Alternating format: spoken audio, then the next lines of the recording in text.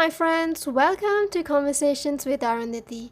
Bite-sized episodes for busy people who want to learn about staying healthy, life hacks, endometriosis and women's health from me and other experts in the field.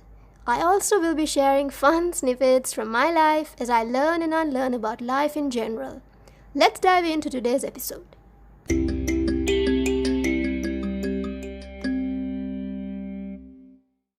Hello everyone, welcome to today's episode. How is everyone feeling today? So today is an endometriosis specific episode. So if this is not relevant to you, I invite you to join me on my Thursday episode, which is for everyone, which is the wellness episode.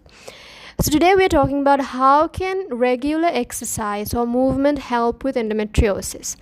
So I know the last thing you want to do is wear your joggers or get onto your yoga mat when you are struggling with endometriosis, right? Because we're already going through quite a bit physically, mentally, and asking a person like that to exercise, do yoga, do breathing. I mean, that's like the last thing you want to do. So I understand, like I've been there.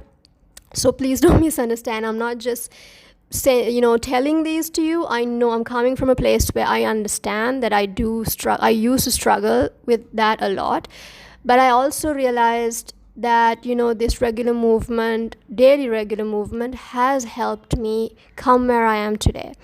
So without just telling you that this is what I did, I'm just sharing with you facts how regular movement or exercise can help you with endometriosis. So I do urge you to keep an open mind, right? Because at the end of the day, we all want to feel a little bit better than we already are feeling, right? Because endometriosis is difficult, it's chronic, right? So if there are certain things that you can do and it can help, I think we all should have an open mind. That's how I started. So I do hope that you keep an open mind while listening to today's episode. So let me share with you number one. It is known to help reduce pain. So how that works is the body releases feel-good chemicals when we exercise, and that can aid in preventing and managing pain flares. So when there is less tension in certain areas, right? For example, the pelvis or the back, it can help in avoiding or managing a pain flare. But you have to be really careful where you don't want to overdo it, especially when you are having an episode. You don't want to overdo that area, over mobilize the area, because that can also cause a flare. So you need to know like the right balance. But this is where prevention is better. Because if you're doing the movements in general, then the chances of you able to manage that pain flare or the regularity of pain flares coming up reduces. So it's better that you do ahead, but you definitely can. When you're having back pain, there are certain things that you can do, and this mobility, mobilizing those areas can reduce your pain. For example, with yoga, there are certain poses like the cat-cow or the downward dog. Those are poses you can do on the spot even when you are having a back pain, and can help you. So I can definitely guarantee on that. Number two, it improves mobility, right? So regular exercise can relieve tensions, right? Like I mentioned before, relieve tension in the pelvis, and that can help prevent and reduce cramps, back pain, right? Because for example, with the hatha yoga, there are specific yoga poses for cramps, right? There are specific yoga poses for painful bowel movements and back pain. But these need to be done with care, as I told before, and while being mindful of the 4 stages of the menstrual cycle. You should not be doing all the poses all throughout the entire month. So certain poses should be done. The intensity needs to be different, but it improves mobility. So imagine your spine is more mobile and more flexible, the chances of you getting a back pain is less. And even if you do get a back pain, you're able to bounce back faster. So that's why regular movement improves mobility, right? The first one was it helps reduce pain. Second is it improves mobility, and we all need, because especially even with people with frozen pelvis, like I was diagnosed with a frozen pelvis, but with yoga my pelvis is really mobile, and the pains related to that is really minimal. Like I've for the last 6 years now, I've not had a period cramp, and I've been telling this, and I am being honest. So this improving mobility has a huge role with endo episodes. Point number 3, it helps aid in digestion. So this is something really big for us, right? Other than the pain, we have issues with bloating and digestion. So I can obviously speak from what I know and what I am qualified, which is Hatha Yoga. So with Hatha Yoga, there are specific poses that can help relieve constipation, relieve bloating, and it can help healthy digestion. So there are poses like the wind relieving pose, the bridge pose, the triangle pose, right? But in general, even regular exercise other than yoga can also reduce cravings, because our chemicals are balanced, so our blood sugar is balanced, so we don't crave bad food. So that also helps with digestive issues also, right? So that's also something to think about, why you need to be regularly moving your body. The next point is it improves mental health. This is a big one, right? So, endometriosis is a chronic illness, and it affects our mental health in a big, big way. So there are many studies that link a positive effect of regular exercise, not only yoga, in general, right? Regular exercise to our mental health.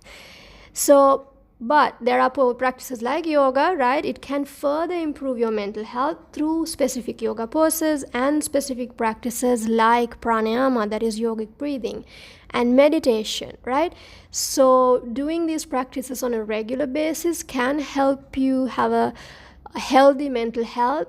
And even if you go through a painful episode, you're able to manage it without it affecting your mental health that much, right? You're able to bounce back also, because that's something we need. Our mental health is one of the key things that we need to bounce back from these things, because physically we can get really it can get really chronic, right? Endometriosis, I know, pain can really get to you. So if we are strong mentally, we are able to ride it better and able to bounce back better. And it's also known to help reduce inflammation, right? So how does that help? So many studies have shown that exercise can stimulate the body's inflammatory response in relieving your sympathetic nervous system, right? Because in general, it's when we are having endometriosis, our inflammation is quite high. So when we stimulate the sympathetic nervous system, our inflammation can go down, right? So this is really important, why we need to be doing regular exercise. And now as a suggestion, now that you know why and how this helps, so let me give you like a tip how you can navigate and where you can start right now or tomorrow. So don't aim for 1 hour, that never happens, especially if you're not a person who exercises regularly. Just start with 5 minutes, and just start with something that is so normal for you, so it becomes easier. Don't make the transition hard. Don't be like, I need a yoga mat, I need yoga clothes, I need that time slot, or things like that. Don't make the transition hard. You can even do yoga in your PJs. You can do yoga in your bed. So I have actually done I think 21 or more videos actually on YouTube. You can check it out. There are 5-minute videos that I do these yoga poses, yoga sessions in the kitchen, near the doorway, in the bed, on the couch, the living room. So whatever your situation, on the desk, while you're working, so whatever your conditions may be. So even while you're cooking, you put something to cook, you can still do a few stretches, you can do some simple jogging, you can do some breathing a little away obviously from the stove, but you still can find that time. So I urge you to go check those out. If you need the links, just let me know. But start somewhere really small. Start with that 5 minutes daily, then work your way up to 10 minutes and little further up. So I hope that you do take some time tomorrow and know that it is possible, and we all have the time, right? We all have the time. Let's just not confuse ourselves that we don't have time. If you need time, you can get up 5 minutes early tomorrow. It's that simple, right? Or before you have your lunch at work, just step out a bit, do some stretches. Like a lot of the girls from my class, they do my yoga session before their lunch during work. So they've done their breathing, they've done their stretches. That 5 minutes, you just try it and see, has a huge effect on your mental health also. So just take that few minutes every day, work from that, and then work upwards. Yeah. So I hope this inspires you to get moving, because it truly can help you. And just share with someone who also might be inspired to move their body for the betterment of their health, right? So I'll speak to you soon. I hope you found this inspiring and informational. And I will see you all on Thursday for the wellness episode. Speak to you soon, lovelies. Bye for now.